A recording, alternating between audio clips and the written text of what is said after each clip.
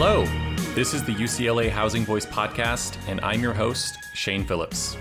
Each episode, we discuss a different housing research paper with its author to better understand how we can make our cities more affordable and more equitable. A quick announcement right at the top here. For the accredited urban planners out there, as of last week, you can now receive credit toward your AICP certification just for listening to us. You can just search for UCLA Housing Voice podcast on the APA certification maintenance page, and you'll find all of our episodes there. My apologies that I have nothing to offer the rest of you. I guess you'll just have to keep listening for the love of the game. Anyway, back to our regular programming. Our guest this week is Professor Michael Hankinson of George Washington University, and my co-host is Mike Manville. Today we're talking about how political representation affects the production of housing. Not just how much is built, but also where. Hankinson is a political scientist, whereas most of our guests have been urban planners, sociologists, and economists. So this is a bit of a departure for us, but I think you'll find that it pays off. We're discussing the consequences of a shift in California's electoral politics that got started with the California Voting Rights Act of 2001. For reasons we get into during the interview, that law spurred many cities to change from at-large elections, where council members represent the entire city, to district elections, where cities are divided up into districts, and each district elects its own representative. There were very good reasons for that shift, especially the increase in racial and ethnic minority council representation that followed. But Hankinson finds that cities that shifted to district elections also ended up approving less housing. He describes this as a supply equity trade-off. We lose some housing production, but we gain representational equity. Of course, as regular listeners will know, reduced housing production has its own equity implications as prices rise and renters and households of color are most likely to bear those costs. This is a conversation about how we deal with situations where there are diffuse benefits but concentrated costs, how we can structure and bundle reforms in ways that address different needs for different groups of people, and the limitations of empowerment that emphasizes the authority to say no, but doesn't really create new avenues for how to say yes. These are all questions that have a very deep relevance to housing policy, and while this analysis focuses on California, the takeaways should apply just about anywhere. The Housing Voice podcast is a production of the UCLA Lewis Center for Regional Policy Studies, and we receive much appreciated production support from Claudia Bustamante, Olivia Arena, and Hannah Barlow. If you want to help the show, please give us a 5-star rating and a review, and if you have any feedback or show ideas, you can email me at shanephillips@ucla.edu. Let's get to our conversation with Professor Hankinson. Our guest this week is Michael Hankinson, Assistant Professor of Political Science at George Washington University, and we are here to talk about political representation and its impact on housing supply at the municipal level. Welcome to the Housing Voice podcast, Michael. Thank you so much for having me. I'm very excited to chat about this today. And we have another Mike or Michael as our co-host today, Mike Manville. Welcome. Thanks. Always a pleasure. So let's start with the tour before we get into your research. You are now a DC local. So where would you suggest that a couple outsiders like Mike and I visit if we were in town? Bonus points for anything with special appeal to housing or urban planning nerds. Yeah, so my big hobby, my love here is cycling. And one thing that I really struggled with in New York City, as much as I love the city, I was there for 3 years, was it's very hard to get around, particularly for recreation cycling, like as a bit of a workout. And DC is just teeming with these rails to trails connectors that just kind of cut through the heart of the city, go into Northern Virginia, up into Maryland. I had no idea between the W and OD rail to trail line or the trails following the Anacostia River. And why I think this is interesting from a housing urban space nerd perspective is that there is this plan to build a light rail system on one of these former rail lines, these rights of way through suburban Maryland, just outside of DC. It's about a 7-mile walk from the Washington Monument as a point of reference. And what's exciting about that is I think it captures a lot of the debates that are out there and some of the conversations that we're going to have today in terms of when you want to do something that I think is positive and responding to things like climate change or just traffic congestion for your everyday commute, you have the natural confluence of homeowners being skeptical of it, but you also have people who I think would normally be in favor of this, people who like the trails, like cycling, and want to fit that within the project, and that can slow things down or add prices, increase expenses. And then finally, you have concerns about how this is going to affect housing prices and lower middle income communities, even in suburban Maryland. And as far as I've followed it, I haven't seen a clear housing plan around responding to that. And so something that I think is generally widely supported, has been in the works for on the scale of 30 years, is just bringing these questions about equity forward. And it's just slightly outside the boundary of DC. So if you get out there, you can see the progress in work and hear the debates play out in the Washington Post. Every time I hear someone from a city like Washington or other places talk about a network of protected bike paths, I can't help but feel bad for them because, one of the real joys of cycling in Los Angeles is the knowledge that at any minute, any number of vehicles could just crash right into you. And I just is it really, what's the point if you're not constantly terrified? Well, that constant adrenaline rush really helps set PRs, when you're dodging cars. I'm just in this peaceful, tranquil rail to trail path, and I can't get a personal best. I feel like it keeps me on my edge. I'm constantly grateful to the Cadillac Escalades. So don't forget the Range Rovers. And the Range Rovers. Okay, so your paper is titled "The Supply Equity Trade-Off: The Effect of Spatial Representation on the Local Housing Supply," with your co-author Asya Magazinik from MIT. And in this paper, you're comparing housing supply outcomes in cities with two different types of political representation. At large, where elected officials represent the whole city and are voted on by all of its constituents, and district representation, where the city is broken up into districts and officials are elected within and only represent those individual districts. There's a lot more to the study than just that, but the fundamental question is whether cities permit less housing when they switch from at-large to district elections. And spoiler alert, you find that they do. Before we even talk about the housing aspect of all of this, though, tell us a little bit about how at-large and district representation work and some of the main arguments for and against each, especially in terms of political representation of racial and ethnic minorities.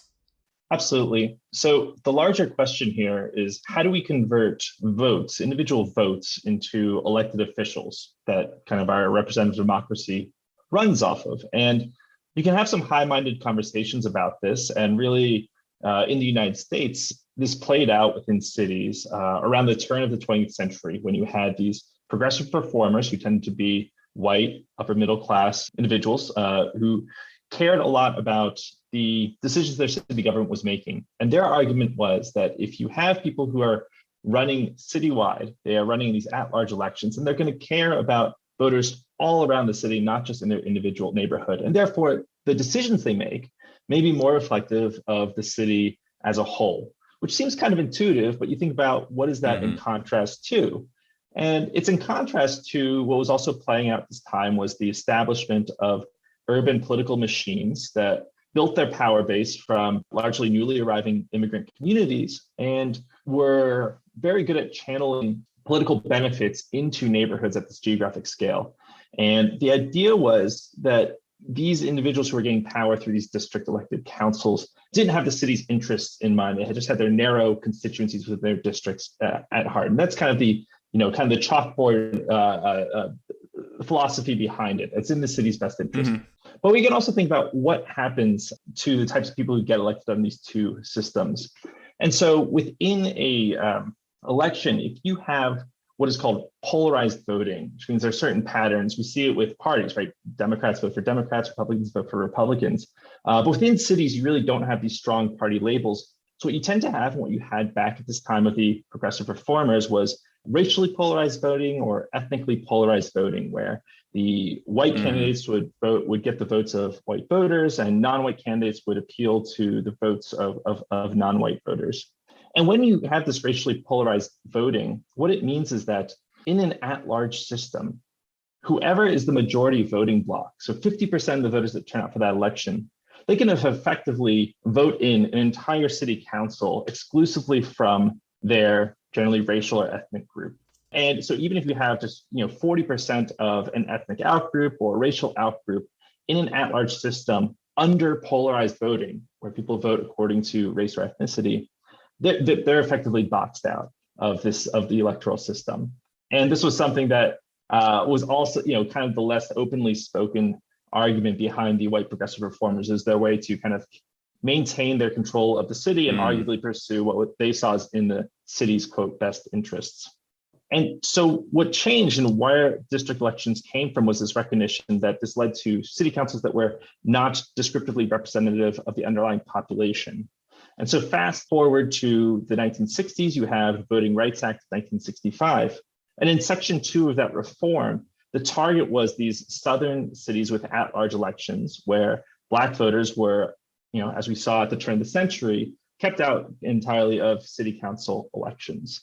So the reform there was to draw these districts, and the requirements were that you could push this reform under the Voting Rights Act under two conditions. One, you had to have this, what they called politically cohesive voting. It's the same thing as racially polarized voting. If you show these patterns where Black voters are voting for Black candidates, white voters are voting for white candidates, that's the first bar. The second one is you had to have a sufficiently large and geographically compact population. You can also think about this as a segregated population. And the goal here is that you need to have that concentration so that when you draw these lines, you can draw a district that is majority minority. Because if you don't have a big enough minority population, or if you have a population that's evenly distributed throughout the city, you could draw lines all night on these different maps, and you're not going to get a district where that minority group can achieve representation, get a majority of the votes within that district. But that last point is key, because that's what this reform in California that gives us this opportunity to do this type of study did, was it lowered that last requirement. It essentially said, look, forget these maps. You really just have to show that you have this politically cohesive voting, racially polarized voting. And so by lowering that bar of that last step, it opened the floodgates for lawsuits to be threatened, litigation to be threatened across California.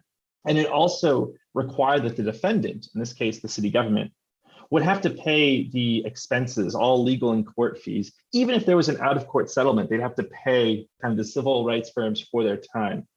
So we've seen this roll out across California, where whether or not a city under our classical notions of the VRA is a good candidate, where district elections would really benefit the minority population, we're seeing these cities become threatened and therefore either fight it in the courts, rack up millions of dollars of legal fees and eventually capitulate, or just saying, we don't have it in our budget to really fight this fight. We're just going to switch preemptively to district elections. Yeah. And they probably learned over time that they were unlikely to win a legal fight anyway, right? It seemed like most of the times this was challenged, they ended up losing. Yeah, almost certainly. I think there are a few fights happening right now that may give either a glimmer of hope or try to find alternatives to districts. But really, there's been no concrete kind of pushback to keep at-large elections. And just for a little more background here, as you write in your paper, nearly 2/3 of U.S. cities still have multi-member at-large elections, and only about 14% have these single-member district elections. The remainder are sort of a hybrid where you might have some seats at-large and other seats that are district. I know Seattle works this way. I think Boston does as well. And just a little more background here. So the law you're referring to, I think you might have said, is the California Voting Rights Act of 2001. So it's been in place about 20 years. I'm curious, do you have in mind any particularly egregious examples of this kind of polarized voting in the at-large system, and maybe an example of a place that shifted pretty dramatically after the change to district elections? Well, in the paper, we catalog what are the groups that are most dominant in these elections in terms of winning seats, and kind of what is their share of elections won compared to their share of the population, what you kind of expect under sort of random draws or simulations. And we find that it's certainly the case that minority populations are suffering from underrepresentation in these at-large elections. In terms of particularly egregious cases, it's hard to say. We're focused more on the housing reforms. We've generated some maps of places like Escondido, California in particular, where, and I know we're going to get into the mechanism of how this works, but the pattern of where housing goes in that city completely changes in this short period of time, even once they switch to these district elections. So I don't have a particular case in mind that's changing the politics there? Well, let me, not with respect to housing, but I have a few egregious cases of at-large representation for sure. Because I do want to sort of emphasize what Michael is saying, that the at-large system, there was a progressive impulse behind it, but it really could lead to some terrible outcomes. And I think people who've lived in California for a while might remember the city of Bell, right? It's a small community south of downtown, predominantly immigrant, a lot of immigrants who are overwhelmingly Hispanic, as is often the case in Southern California. And there was a scandal in 2010 or 11 or so, where it came out that the city government had essentially looted the city. It was a little kleptocratic state where the city manager was being paid $500,000 a year, and the city council was sort of emptying the coffers. And what was so striking is that the city council was predominantly white in a city that was overwhelmingly Hispanic, and a large portion of the residents simply couldn't vote, right? Because they were foreign born. And what that left you was a sort of classic case of the problems of at-large voting, which was a white minority in a minority of the sort of the space, but that made up a narrow majority of likely voters. And so you elected a government from a small part of this city, who was then totally uninterested in being responsive to the city itself. And, there were many things that went into that, but certainly I think there was general agreement that had Bell had districts, like that just couldn't have happened. But these are the sorts of things that can happen. And when you hear about these sort of deeply unresponsive city governments, oftentimes they are in part an artifact of this at-large representation. That unrepresentativeness, it leads to a quote that actually is in your paper, Michael. So this is actually a quote from Anaheim City Council member Jose Moreno that you included in the article. And what he's doing here is relaying something that he's heard from one of his white constituents. And he says, quote, "She was saying, the only thing I noticed in my neighborhood is the more Latinos move in, the worse services we are getting.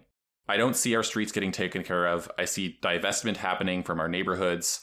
And what I've come to understand is it's not that Latinos diminish the neighborhood. It's that politicians diminish Latinos. And when they move into a neighborhood, that neighborhood is not invested in." So I kind of hear that in the Bell example. And I appreciate how that framing from Councilmember Moreno places the blame on the elected officials rather than the people moving into the neighborhood. And it sort of illustrates how at-large elections can drive a wedge sort of between different racial and ethnic groups and encourage more exclusionary attitudes. My impression in this specific case is that the white constituent quoted here is not anti-Latino and wasn't proposing that Latinos be excluded from her neighborhood, but she was just kind of correctly, it seems, diagnosing a problem with at-large elections. I think that dynamic is worth discussing in its own right, but I'm mostly introducing it to connect us back to housing production here. You're trying to answer several questions in your study, one of which is whether less housing is permitted in cities that shift to district elections, but also, regardless of the total amount of housing production, you're also looking at whether it's distributed differently between neighborhoods within a city when that shift happens.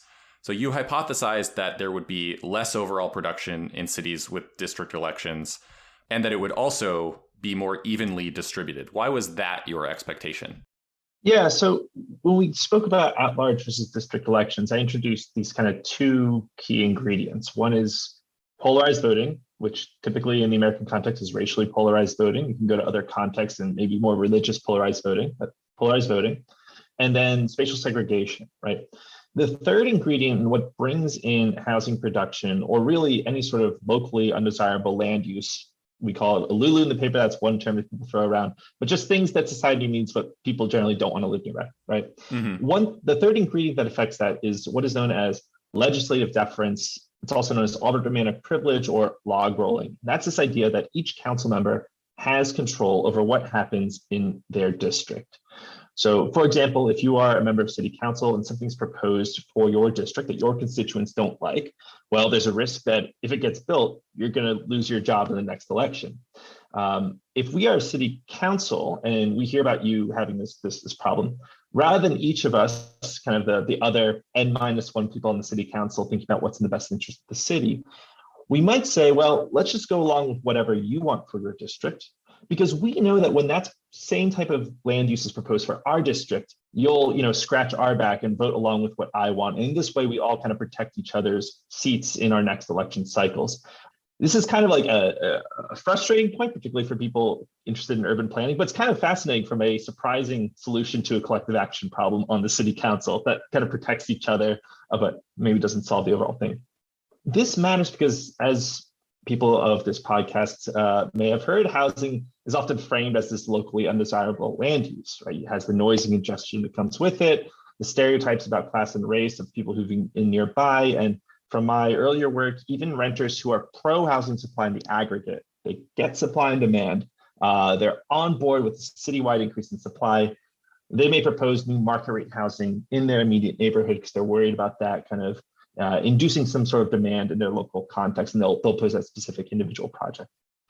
So when we map this on to a at-large city, we start to think about that in this case, the city council is only going to be responsive to the types of neighborhoods that you both just described, these highly motivated, highly mobilized, generally white, wealthier homeowner communities. Mm-hmm. They really don't care about these minority parts of the city because they're not important for their voting bloc.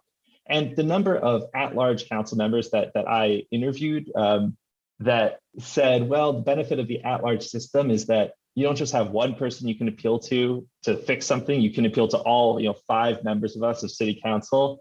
I mean, I don't know what was in their heart and mind, but as a political scientist, it's laughable to think that they would care because they just don't need those votes. That isn't their coalition. So in that type of city, the housing we would expect, these unwanted land uses, could be easily channeled into these minority neighborhoods that are not part of that dominant voting coalition. Mm-hmm. But when you switch or adopt a district election system, now that everyone has a seat at the table, this norm of legislative deference makes a huge difference. And that's because now each neighborhood has that ability to block the thing that they don't want. I'm saying neighborhood and district kind of interchangeably here, but each district has the ability to block something that they don't want. And therefore, if you go around to each district, it's going to be very hard to get that development cited. So putting these two things together, our questions are, responding to how you set it up, right? Do these district elections decrease the production of new housing because each neighborhood has the ability to veto the project? And we find yes, it does. And then as a mechanism, can we see what's happening with inside the cities? Under those at-large elections, was housing being channeled into the minority neighborhoods where we'd expect there to be the least responsiveness because those aren't parts of the dominant voting coalition? And we find that to be true within the 6 cities that we do a deep dive into. And then second is, once those 6 cities adopt district elections, is this decrease in the housing supply coming from these minority neighborhoods that have now gained power and they are part of that log roll and they're able to kind of push back on things they don't want? Mm-hmm. And that is also what we found, that the tightening of the supply was coming from an inability of the council to now channel in these unwanted land uses into the places that have the least political power. Right. Now everywhere has the same sort of veto power. And how big were these effects? So how much was permitting reduced overall? And what did that look like at the level of the district?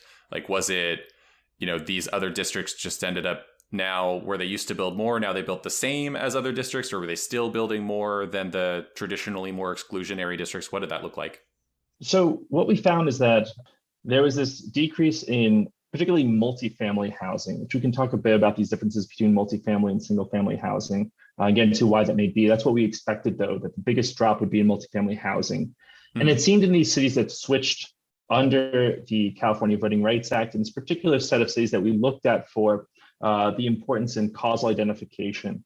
These decreases were around 55% decrease in multifamily housing permitted each year in the number of units. When we look at the cities where we would expect the biggest effects, these cities that are just kind of ripe for district elections, they have high levels of segregation, or they have a large minority population that's underrepresented on council, or they just have this measured gap in terms of how underrepresented that minority population is. Where we'd expect these big effects, there we saw effects on the scale of a 75% drop in the multifamily housing permitted each year. And so these effects on aggregate supply were quite larger than we actually expected.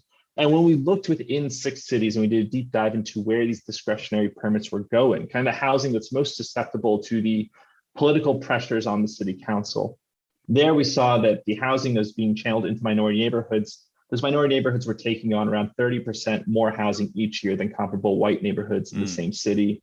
And once they switched to district elections, that inequality was completely erased. There was no statistical difference between the white and minority neighborhoods anymore, which is what we would expect if everyone has that veto power at the table. Yeah. I mean, those are huge impacts, though, for permits to drop by basically half. Yeah, it's a little unsettling. That's for sure. That's all it takes. Yeah. You did test a few other hypotheses, and you mentioned that you thought this would be primarily in multifamily housing. If you could just quickly explain why that was your expectation that this would disproportionately affect multifamily housing. Sure thing. So when it comes to the politics of housing, all housing isn't equally opposed. I mentioned a host of reasons why people may not like new housing in their immediate community. And all those reasons tend to be less problematic under single family housing. Some people say it's just the aesthetics, it's more of a fit for neighborhood character. But we can think about what that means in reality. It often means fewer people, right? You have one family unit versus an apartment that can hold 10 or 12 families or what have you. Mm-hmm. That's going to lead to less congestion. Okay, so it cuts down on some of the noise, some of the possibly air pollution from cars. The housing is going to be built generally on the outskirts of the city. So it's just going to have fewer neighbors to affect. And so it's just kind of less politically volatile. But the big thing here is that it's generally going to be more expensive per unit almost always. And so this avoids a lot of people's concerns about the integration along class and racial lines, because race is so highly correlated with income in this country. Mm-hmm. And so there is just this whole kind of bucket of reasons people may be less opposed to single family housing. So even if you empower a neighborhood to block housing, they may be less inclined to block the single family housing just because they're like, well, actually, this is okay. That's not the housing I was concerned about, or the housing that I think is spurring gentrification, instead of these large market rate apartment buildings. But the other thing is the political process behind the approvals. So multifamily housing, and I would say nearly all multifamily housing in California has to go through a discretionary review process. And California is particularly difficult about this. And this includes public hearings where the community can come and kind of really make their voices heard and signal that they're going to vote out of office anyone who supports this. Mm-hmm. But it also requires a legislative approval by the Planning Commission, not to mention many additional design boards in some California cities. And even though these commissions are not directly elected by voters, they're appointed by the city council. So there is some sort of connection there where a commissioner may want to keep their job after the next election cycle. And so because this multifamily housing is A, more strongly opposed, and B, the type of housing that actually has kind of political pressure on it, because it has to go through this political process, that's where we expect to have these biggest swings in approval.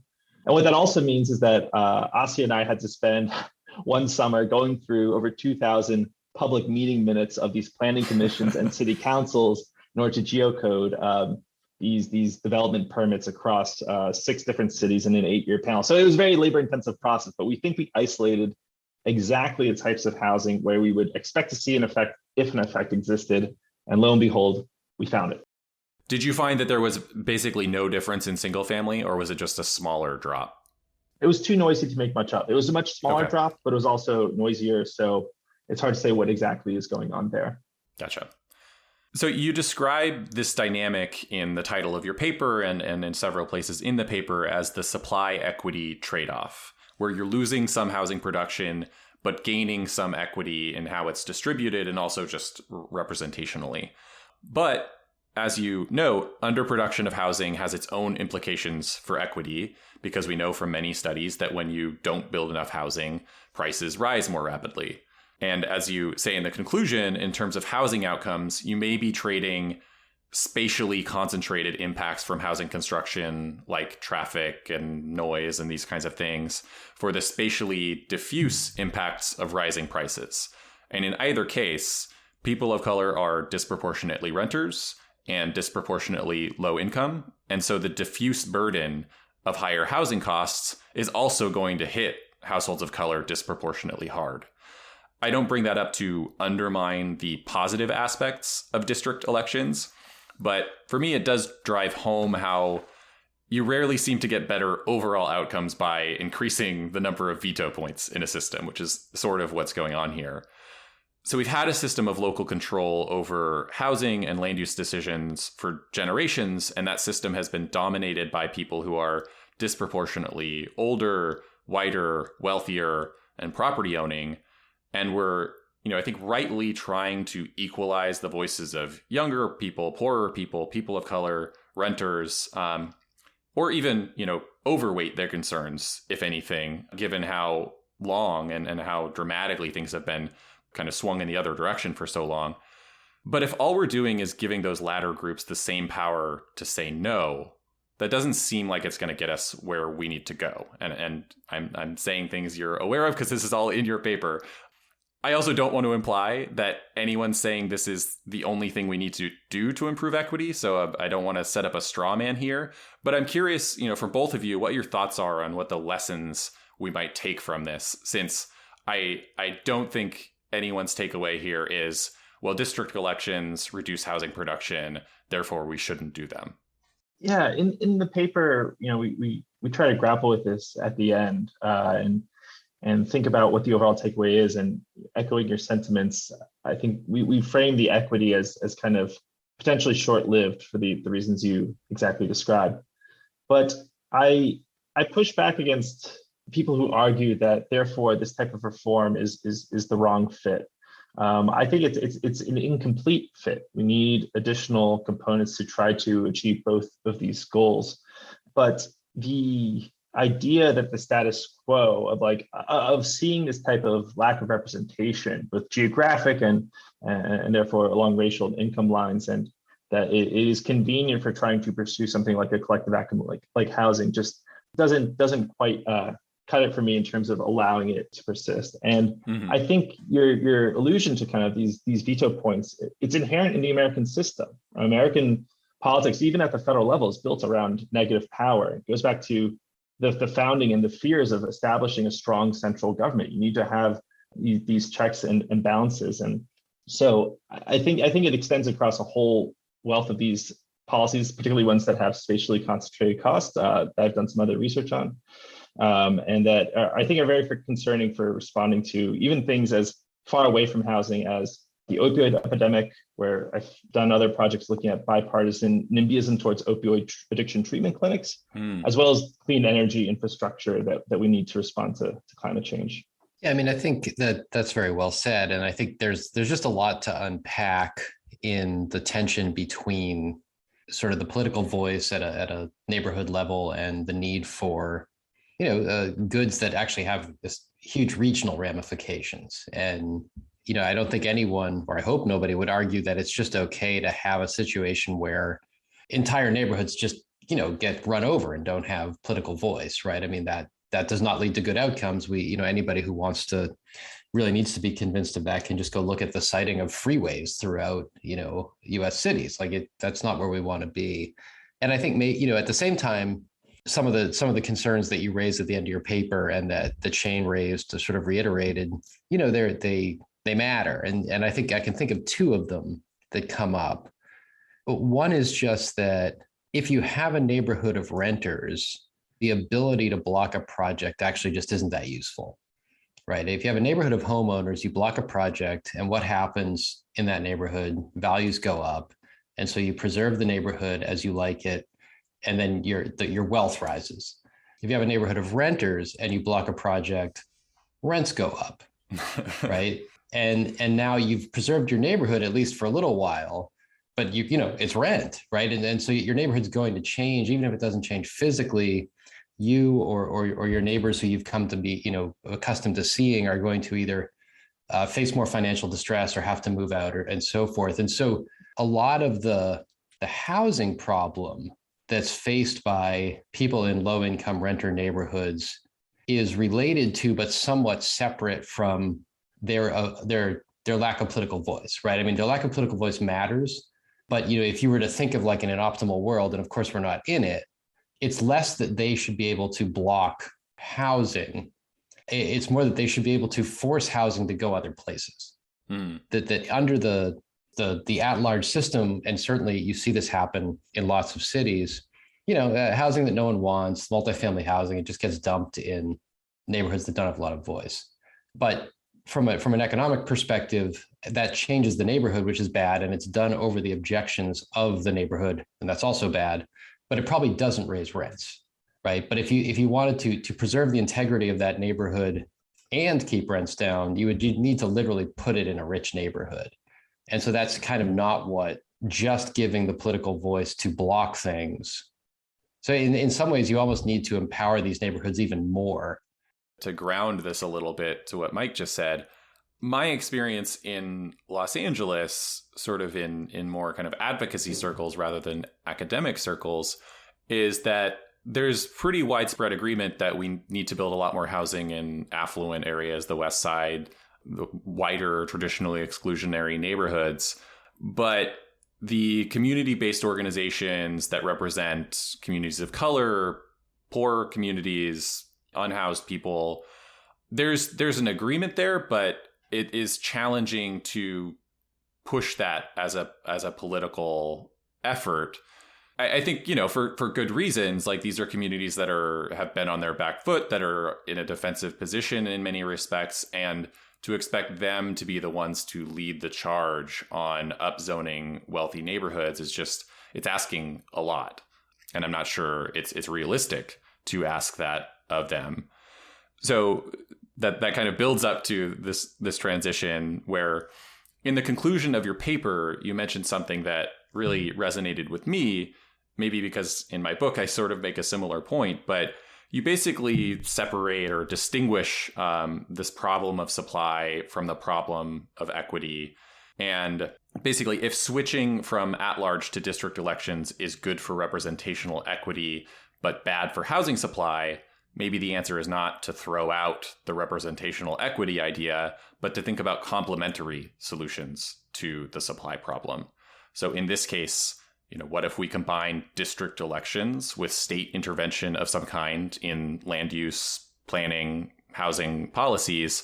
We get to keep the benefits of the district elections, both in terms of representation and a better distribution of housing between neighborhoods. But we increase the total amount of housing by pressuring cities or incentivizing them to approve more housing overall, whether that's by more aggressive housing targets, builder's remedy kind of things, withholding money for infrastructure investments, or what have you. That approach is, I think, also better than the state intervention without the shift to district elections, so sort of the inverse, because that might lead to more housing but continued overconcentration in minority neighborhoods, which is not a good outcome either. So by putting them together, we get the best of both worlds, at least in theory. Could you talk a little bit about this, because this is sort of where you conclude the paper, and maybe we can also talk about the example of that you use of military-based closures and how bundled reforms help to break that logjam.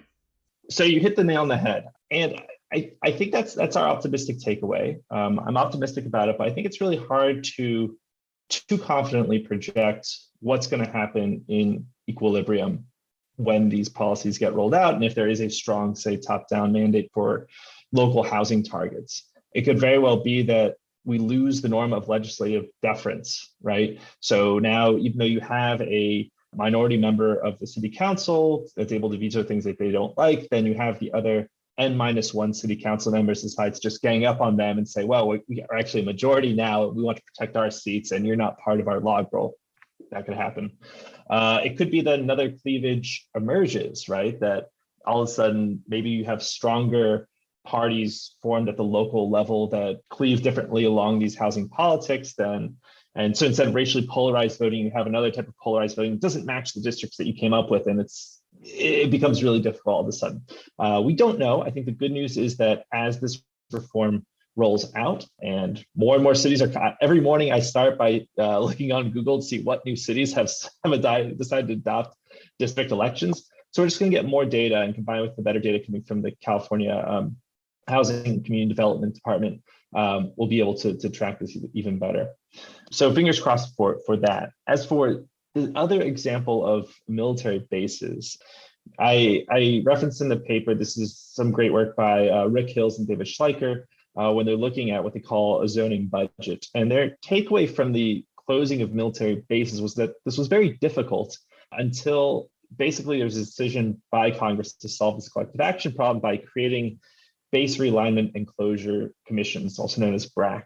And the two big reforms there were something somewhat similar, but it was the commissions took the control away from Congress, and they were using kind of these standardized practices to evaluate which bases would be closed. And that could be something similar to a statewide housing body trying to think in a more dispassionate way about housing targets at the local level.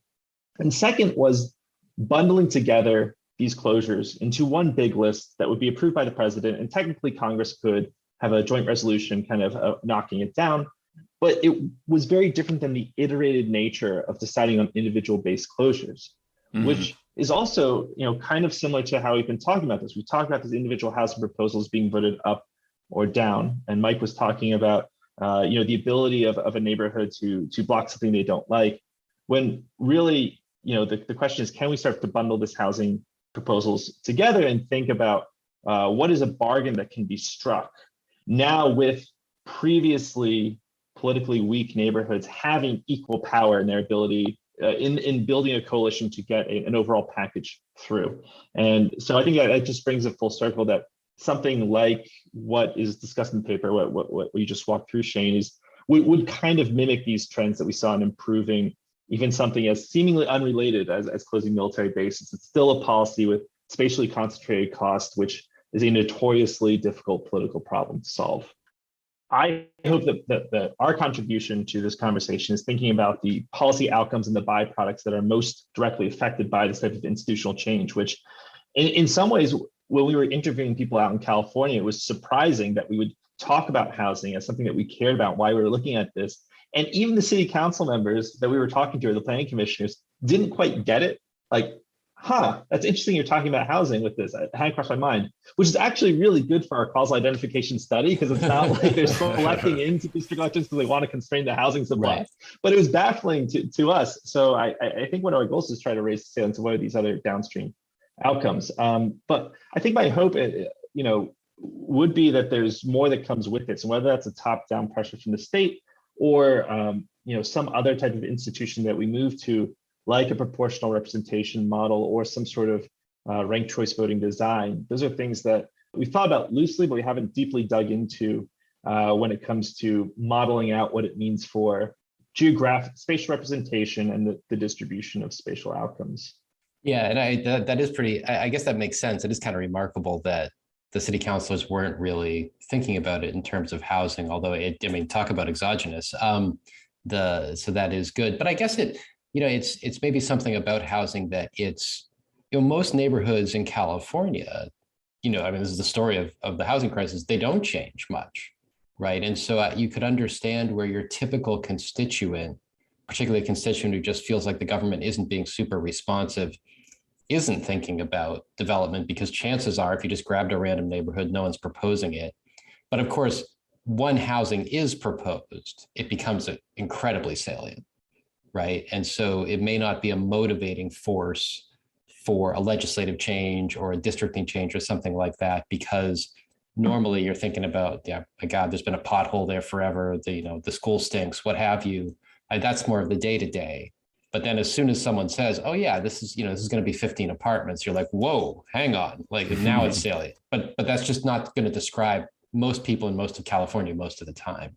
And that is it's great for your identification. I think it might also just be, in these at-large cities, if you have these unrepresentative people in office at the time that the shift is being made, they're representing probably the places that aren't building a lot of housing to begin with. And so they're not like personally concerned or feel like it's an effect on them. They're already able to sort of offload it to these underrepresented areas. It's probably a bit of both. Yeah. Yeah. And the funny thing is that if you are representing these districts, you may be concerned about your reelection under a district-based system where there's kind of less to go around. You're all from the same neighborhood, like the Riviera and Santa Barbara, if you will. But also that the housing in your neighborhood probably isn't going to change under district elections, right? Because we don't have this affirmative policy of driving in supply or trying to hit a target, actually. Instead, you just kind of are shutting off the spigot in all neighborhoods, not to use too kind of removed of a metaphor there. So it actually doesn't make a whole lot of difference to them. It's going to make a difference to the people who now have representation in their housing outcomes. But again, even talking to these minority coalitions, they were just more concerned about having a seat at the table and not necessarily saying this is about housing issues. Yeah, I mean, I really do think it's the case that housing in many places in California is disproportionately located in less powerful neighborhoods. But in California, we also just don't build much housing. Mm-hmm. And so it's, that the difference is that difference between more likely and most, right? It's like most of the time, that's just not on your mind because it really isn't happening. Although when it does, you notice. And I guess one last question I might have for you, or maybe it's not last, I guess we have 10 minutes left, is I wonder if you can talk a little bit about how many districts or how big the districts need to be. Because like Los Angeles has 15 districts. We actually have 15 at large sort of governments because they're so big and so heterogeneous, and the typical city council member has, this vast expanse that's a mixture of homeowners and renters, and we still manage to put a lot of our housing in a very small share of the land area that's disproportionately minority. And, so you have people say, well, we should actually have 35 or 50 council members and things like that. Does anything flow from your research that would, suggest anything along those lines? Yeah. Just for some context, there was an earlier statistic, I think that Shane mentioned about less than 20% of cities having district elections. And so for context for the audience, these district elections tend to be in these large cities where just you kind of lose the ability to say that it's a good thing to have, that you lose the ability to say that it's not important to have geographic representation across a city as big as, say, a Los Angeles, right? So even if it sounds like only 18% of cities have these, it's actually much more than 18% of the population in the legislative area. But the second part is yes, the size of these districts does matter. You can get some very interesting stuff in a formal model type approach, which we're working on about, well, actually, if you have district elections, but you have a big enough district, so it's functionally some sort of like they're running in a mini city, well, they could actually support housing in various parts of, like you have inequalities within the even district where it's no longer talking about like a neighborhood level. A district means something very different. And that can be captured in LA, for instance, with the institution of neighborhood councils. I believe you have like 99 neighborhood councils that they can call themselves a neighborhood. That's very different than the 15 districts, right? So there's very big difference there. But the third thing is really thinking about these other effects of district elections. And this is the stuff I think was much more on the minds of the advocates for this reform, which was about what does it mean to run for city council? Like the district elections could usher in a whole new wave of people connecting with their voters because it's just cheaper to run an election if you don't have to run citywide. Right. You're not fighting for citywide media. And in one case, particularly in Escondido, new council member, she said that she actually just went to every door in her district. Now they had district elections and was able to win election that way. It was a majority Latino neighborhood, but just that would be an impossible apparatus to run. And so someone like her could likely not have won election in Escondido otherwise, just based on the scale of what it's like to run an election there. Absolutely. And to sort of tag on to that, I mean, you can't walk the council district in Los Angeles, right? I mean, it's just, the idea of running for Los Angeles City Council is akin to running for governor in some states, right? And so whatever benefits come from precinct, they're not the same as having that neighborhood level accountability, because you can be a council member in Los Angeles and we all know from experience, just completely ignore some of the neighborhoods that you are technically accountable to. And you're absolutely right. The neighborhood council system is designed to mitigate that a little bit, but of course, those councils don't have anywhere near the power of the actual elected official. I think this might be a good time as we're coming to a close here just to discuss a few alternatives, how we might do things differently in the future, or how some places are already doing things a little differently. So we've got at large, which is about 2/3 of all cities. We've got district, which is another 14-15%, but disproportionately large cities. And then we have some cities, as I mentioned, Seattle and I think Boston and others, that have some at-large seats, some district seats, trying to kind of do a hybrid. What other options are out there that might kind of resolve some of these issues a little better? I know one idea that I feel like is gaining traction in some circles, at least, is the idea of multi-member districts, where you have, multiple districts, but within each district, multiple people are elected. And so even though these other types of representation aren't the focus of your study, do you have any thoughts on this? Any potential for them to address some of the downsides of district elections and at-large elections for that matter? Yes, I think some sort of multi-member district approach seems promising in terms of mitigating some of these concerns. You'd have larger districts. I mean, there's a lot of variables you could play with here. You could try to increase just the size of city council as well. But I think a challenge is, even if the goal is to remove this tying of a representation to a specific geographic area, because we think that promotes some sort of ability to put NIMBYism into policy outcomes. If you still have the polarized voting and you still have racial segregation, even that individual who runs, who is a racial minority, is going to appeal to a group that is kind of spatially concentrated in a way that they're kind of representing a district anyway, right? You're aggregating those votes. They're getting put through the system because the system still has the polarized voting, still has the racial segregation. You still have kind of a similar outcome. And maybe they still have the ability to block housing they don't want if you maintain some sort of legislative deference. So I hesitate to kind of paint too far out in the timeline about how these assumptions are going to respond to the different institutions. But I think there may be other ways around it that try to break some of these other patterns that are creating this problem to begin with, rather than coming up with a institutional design that is maybe too out there for the average voter. Because I think the average voter, like, the reason why districts catch on is the average voter kind of gets it in the urban context, and they kind of get it in terms of, our House of Representatives works this way too. We draw a district. That's just natural. Just going back to the issue of like salience of these issues at different levels, it does feel like to some extent we're already figuring out the right answer here in California, and I think other places. I do think maybe just more state intervention plus district elections is a pretty good solution that we've already hit on. Just looking at things like polling here in California, if you go to a public meeting or if you listen to certain corners of the media and so forth, it seems like there's this really large constituency of people who are opposed to building more housing. But when you poll people at a countywide or statewide level, it's pretty overwhelming support for building more housing. Even when you say explicitly, like, do you support housing in your neighborhood? Even if it's a little bit bigger than what exists right now, you still get, 60, 65% support. And it just seems like people, as Mike said earlier, people get really worked up when a project is proposed in their neighborhood. But for one, it only takes half a dozen people calling their council member for them to really take notice. And that's not at all representative of the broader community.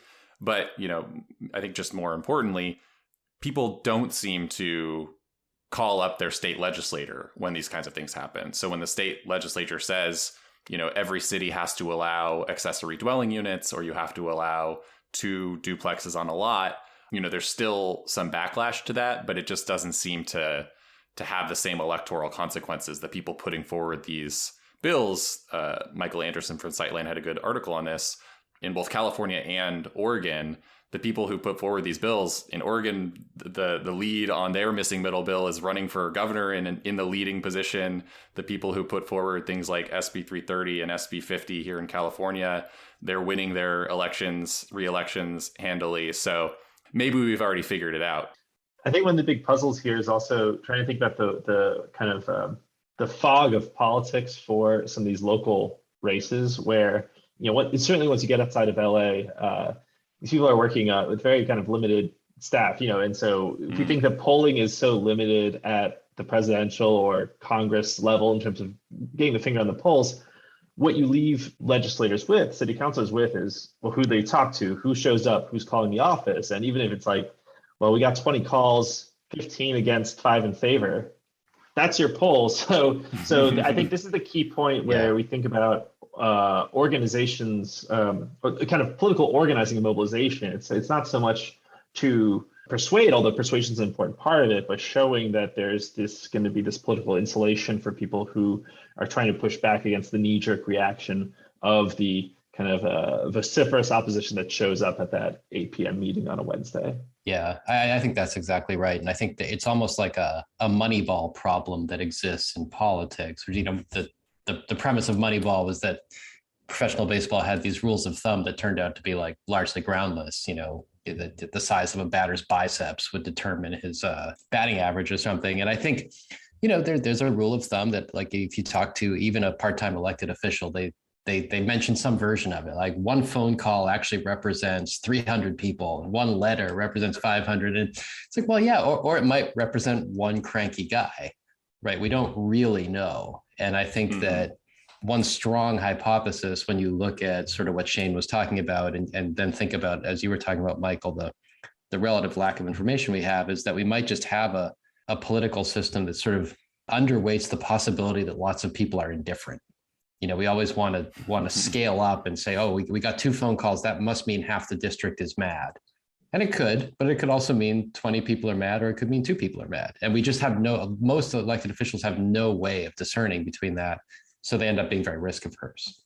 Michael, before we go, is there anything from this paper that we missed that you wanted to make sure we cover, or, failing that, anything you want to tell us about upcoming research?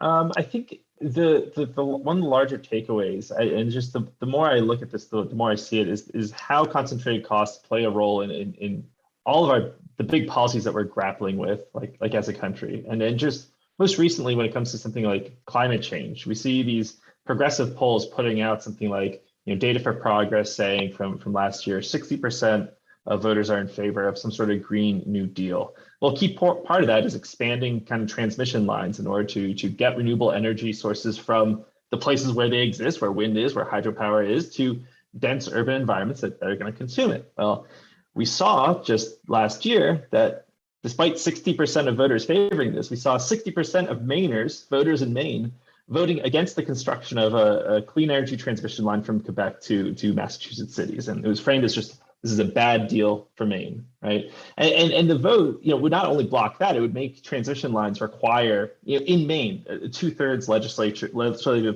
approval, right. Like just create more veto points, more negative power in the system. And so not only was that outcome bad, but just like the fact that we're voting on this, it's like a $71 million campaign for that one issue. Wow. And so I think that the lesson, I know that the podcast focuses a lot on housing issues, is that these types of problems and blocks and grappling with the supply equity trade-off, as Asi and I frame it, is something that we're seeing everywhere. And I think that I'm excited that people are thinking about this. Ezra Klein had a great piece recently in response to the challenges that UC Berkeley has seen. But I don't see the big structural change. I'm not sure what that is yet, that is going to help us solve this housing problem at the local level, but even things like energy infrastructure, opioid addiction responses, that's going to play out at the federal and state level. Yeah. And so when I think about the research ahead, I just think there's like 3 key points that I'm looking at to address this. Like, one is the behavioral responses. How do voters respond when these things get put near them? And what can we learn about what stimulates people to respond negatively or positively? 2, what this paper is focused on is what are the institutional reforms? How do our political systems affect that supply equity trade-off and what we get and where? And 3, and I think it's the hardest one for me to think about how to grapple with, would be how to implement it, is how do we get people to adopt these institutions once we've maybe come up with them? And right now, I think we see a lot of effort to kind of rip power away from the local level and kind of place it into some state or federal hand. I'm worried about how that's going to play out in the long run with our given increased focus on racial justice and equity, and the mistakes that our country has made in the past with dealing with centralization versus the local level of power. Mm-hmm. But I hope there's enough momentum to try to get there. Michael Hankinson, thank you so much for joining us today. Thank you. It's been a pleasure. You can read more about Professor Hankinson's research and find our show notes and a transcript of the interview at our website, lewis.ucla.edu. The UCLA Lewis Center is on Facebook and Twitter. I'm on Twitter at Shane D. Phillips, and Mike is at Michael Manville 6. Thanks for listening, and we'll see you next time.